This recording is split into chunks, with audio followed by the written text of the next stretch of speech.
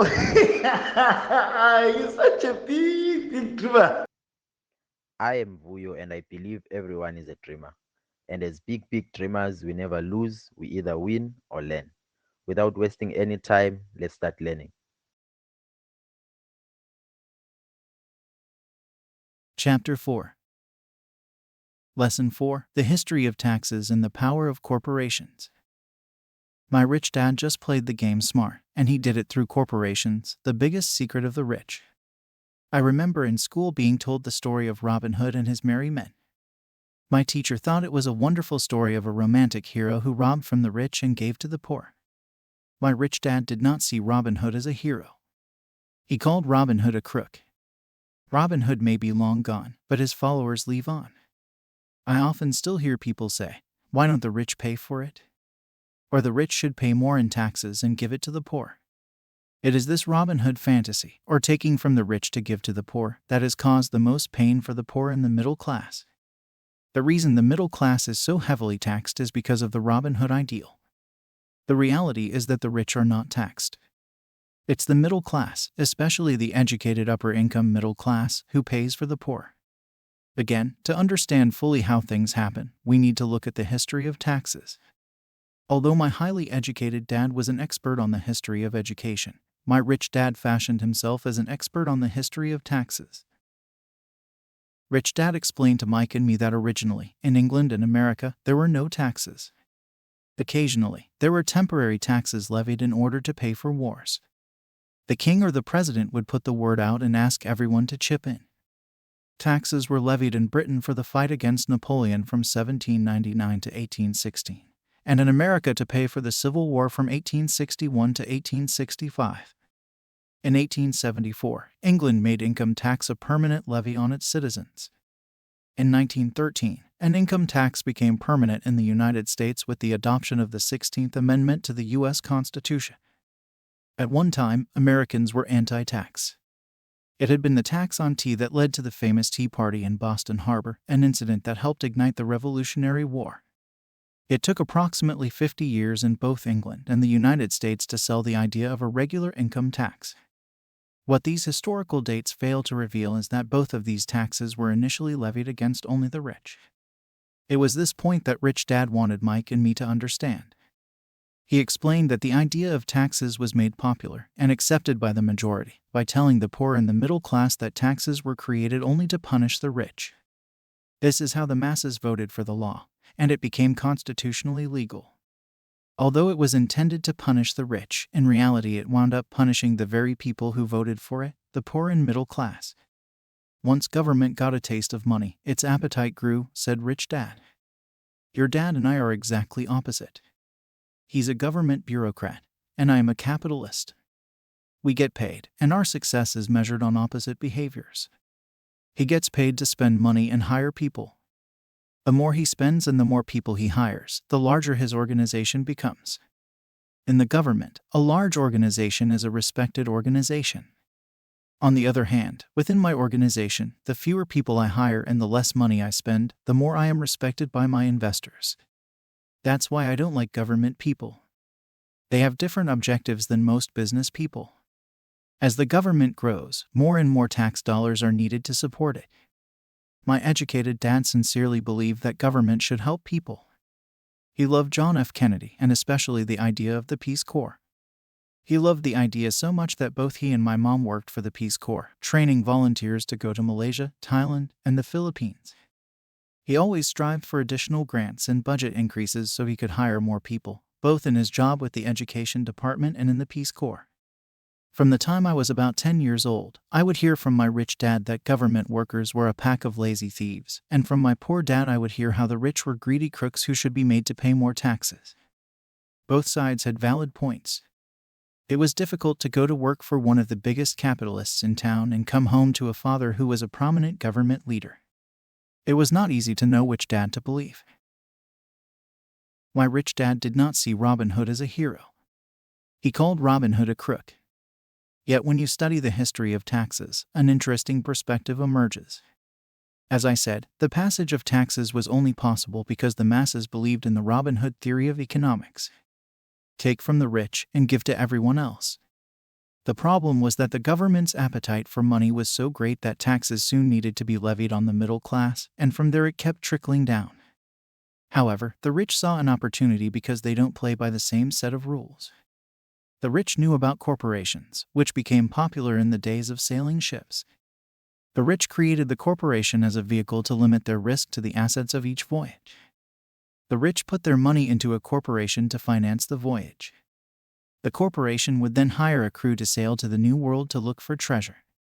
If the ship was lost, the crew lost their lives, but the loss to the rich would be limited only to the money they invested for that particular voyage. The diagram that follows shows how the corporate structure sits outside your personal income statement and balance sheet. It is the knowledge of the legal corporate structure that really gives the rich a vast advantage over the poor and the middle class. Having two fathers teaching me, one a socialist and the other a capitalist, I quickly began to realize that the philosophy of the capitalist made more financial sense to me. It seemed to me that the socialists ultimately penalized themselves due to their lack of financial education.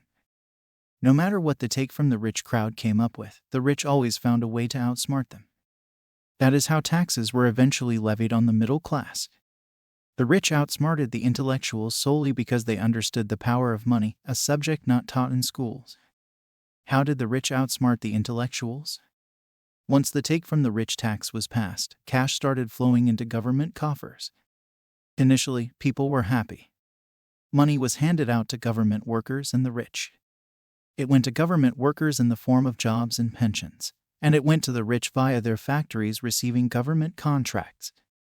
The government received a large pool of money, but the problem was the fiscal management of that money. The government ideal is to avoid having excess money. If you fail to spend your allotted funds, you risk losing it in the next budget. You would certainly not be recognized for being efficient. Business people, on the other hand, are rewarded for having excess money and are applauded for their efficiency. As this cycle of growing government spending continued, the demand for money increased, and the tax the rich idea was adjusted to include lower income levels, down to the very people who voted it in, the poor and the middle class. True capitalists used their financial knowledge to simply find an escape. They headed back to the protection of a corporation. But what many people who have never formed a corporation don't know is that a corporation is not really a thing. A corporation is merely a file folder with some legal documents in it, sitting in some attorney's office and registered with a state government agency. It's not a big building or a factory or a group of people. A corporation is merely a legal document that creates a legal body without a soul. Using it, the wealth of the rich was once again protected. It was popular because the income tax rate of a corporation is less than the individual income tax rates. In addition, certain expenses could be paid by a corporation with pre-tax dollars. This war between the haves and have-nots has raged for hundreds of years. The battle is waged whenever and wherever laws are made, and it will go on forever. The problem is that the people who lose are the uninformed. The ones who get up every day and diligently go to work and pay taxes. If they only understood the way the rich play the game, they could play it too. Then they would be on their way to their own financial independence. This is why I cringe every time I hear a parent advise their children to go to school so they can find a safe, secure job. An employee with a safe, secure job, without financial aptitude, has no escape. Average Americans today work 4 to 5 months for the government just to cover their taxes. In my opinion, that is simply too long. The harder you work, the more you pay the government. That is why I believe that the idea of take from the rich backfired on the very people who voted it in. Every time people try to punish the rich don't simply comply. They react. They have the money, power, and intent to change things. They don't just sit there and voluntarily pay more taxes. Instead, they search for ways to minimize their tax burden. They hire smart attorneys and accountants and persuade politicians to change laws or create legal loopholes. They use their resources to effect change. The tax code of the United States also allows other ways to reduce taxes. Most of these vehicles are available to anyone, but it is the rich who find them because they are minding their own business. For example, 1031 is jargon for Section 1031 of the Internal Revenue Code. It allows a seller to delay paying taxes on a piece of real estate that is sold for a capital gain through an exchange for a more expensive piece of real estate. Real estate is one investment vehicle that has a great tax advantage. As long as you keep trading up in value, you will not be taxed on the gains until you liquidate. People who don't take advantage of these legal tax savings are missing a great opportunity to build their asset columns. The poor and middle class don't have the same resources. They sit there and let the government's needles enter their arm and allow the blood donation to begin. Today, I am constantly shocked at the number of people who pay more taxes or take fewer deductions simply because they are afraid of the government. I have friends who have had their businesses shut down and destroyed, only to find out it was a mistake on the part of the government. I realize all that. But the price of working from January to May is a high price to pay for that intimidation. My poor dad never fought back. My rich dad didn't either. He just played the game smarter, and he did it through corporations, the biggest secret of the rich. You may remember the first lesson I learned from my rich dad. I was a little boy of 9 who had to sit and wait for him to choose to talk to me. I sat in his office waiting for him to get to me. He was ignoring me on purpose. He wanted me to recognize his power and to desire to have that power for myself one day. During all the years I studied and learned from him, he always reminded me that knowledge is power. And with money comes great power that requires the right knowledge to keep it and make it multiply. Without that knowledge, the world pushes you around. Rich Dad constantly reminded Mike and me that the biggest bully was not the boss or the supervisor, but the tax man. The tax man will always take more if you let him. The first lesson of having money work for you, as opposed to you working for money, is all about power. If you work for money, you give the power to your employer. If money works for you, you keep the power and control it. Once we had this knowledge of the power of money working for us, he wanted us to be financially smart and not let anyone or anything push us around. If you're ignorant, it's easy to be bullied. If you know what you're talking about, you have a fighting chance. That is why he paid so much for smart tax accountants and attorneys. It was less expensive to pay them than to pay the government. His best lesson to me was, be smart and you won't be pushed around as much. He knew the law because he was a law-abiding citizen and because it was expensive to not know the law. If you know you're right, you're not afraid of fighting back. Even if you are taking on Robin Hood and his band of merry men. My highly educated dad always encouraged me to land a good job with a strong corporation. He spoke of the virtues of working your way up the corporate ladder. He didn't understand that, by relying solely on a paycheck from a corporate employer, I would be a docile cow ready for milking. When I told my rich dad of my father's advice, he only chuckled. Why not own the ladder, was all he said. As a young boy, I did not understand what rich dad meant by owning my own corporation. It was an idea that seemed impossible and intimidating. Although I was excited by the idea, my inexperience wouldn't let me envision the possibility that grown-ups would someday work for a company I would own. The point is that, if not for my rich dad, I would have probably followed my educated dad's advice. It was merely the occasional reminder of my rich dad that kept the idea of owning my own corporation alive and kept me on a different path. By the time I was 15 or 16, I knew I wasn't going to continue down the path my educated dad recommended. I didn't know how I was going to do it, but I was determined not to head in the direction most of my classmates were heading. That decision changed my life. Each dollar in my asset column was a great employee, working hard to make more employees and buy the boss a new Porsche. It was not until my mid-20s that my rich dad's advice began to make more sense to me. I was just out of the Marine Corps and working for Xerox. I was making a lot of money, but every time I looked at my paycheck, I was disappointed. The deductions were so large and, the more I worked, the greater they became. As I became more successful, my bosses talked about promotions and raises.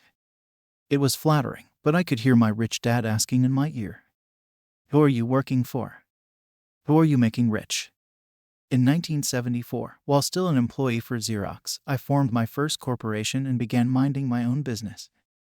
There were already a few assets in my asset column, but now I was determined to focus on making it bigger. Those paychecks, with all the deductions, made all the years of my rich dad's advice make total sense. I could see the future if I followed my educated dad's advice. Many employers feel that advising their workers to mind their own business is bad for business. But for me, focusing on my own business and developing assets made me a better employee because I now had a purpose. I came in early and worked diligently, amassing as much money as possible so I could invest in real estate. Hawaii was just set to boom, and there were fortunes to be made. The more I realized that we were in the beginning stages of a boom, the more Xerox machines I sold. The more I sold, the more money I made, and, of course, the more deductions came out of my paycheck. It was inspiring. I wanted out of the employee trap so badly that I worked even harder so I could invest more. By 1978, I was consistently one of the top 5 salespeople at the company. I badly wanted out of the rat race. In less than 3 years, I was making more in my real estate holding corporation than I was making at Xerox. And the money I was making in my asset column in my own corporation was money working for me, not me pounding on doors selling copiers. My rich dad's advice made much more sense. Soon the cash flow from my properties was so strong that my company bought me my first Porsche. My fellow Xerox salespeople thought I was spending my commissions. I wasn't. I was investing my commissions in assets. My money was working hard to make more money. Each dollar in my asset column was a great employee, working hard to make more employees and buy the boss a new Porsche with before-tax dollars. I began to work harder for Xerox. The plan was working, and my Porsche was the proof. By using the lessons I learned from my rich dad, I was able to get out of the proverbial rat race at an early age. It was made possible because of the strong financial knowledge I had acquired through rich dad's lessons. Without this financial knowledge, which I call financial intelligence or financial IQ, my road to financial independence would have been much more difficult. I now teach others in the hope that I may share my knowledge with them. I remind people that financial IQ is made up of knowledge from 4 broad areas of expertise. 1. Accounting. Accounting is financial literacy, or the ability to read numbers. This is a vital skill if you want to build an empire. The more money you are responsible for, the more accuracy is required, or the house comes tumbling down. This is the left brain side, or the details. Financial literacy is the ability to read and understand financial statements, which allows you to identify the strengths and weaknesses of any business. 2. Investing. Investing is the science of money making money. This involves strategies and formulas which use the creative right brain side. 3. Understanding markets. Understanding markets is the science of supply and demand. You need to know the technical aspects of the market, which are emotion-driven, in addition to the fundamental or economic aspects of an investment. Does an investment make sense or does it not make sense based on current market conditions? 4. The law. A corporation wrapped around the technical skills of accounting, investing, and markets can contribute to explosive growth. A person who understands the tax advantages and protections provided by a corporation can get rich so much faster than someone who is an employee or a small business sole proprietor. It's like the difference between someone walking and someone flying. The difference is profound when it comes to long-term wealth. Tax advantages. A corporation can do many things that an employee cannot, like pay expenses before paying taxes. That is a whole area of expertise that is very exciting. Employees earn and get taxed, and they try to live on what is left. A corporation earns, spends everything it can, and is taxed on anything that is left. It's one of the biggest legal tax loopholes that the rich use. They're easy to set up and are not expensive if you own investments that are producing good cash flow. For example, by owning your own corporation, your vacations can be board meetings in Hawaii. Car payments, insurance, repairs, and health club memberships are company expenses.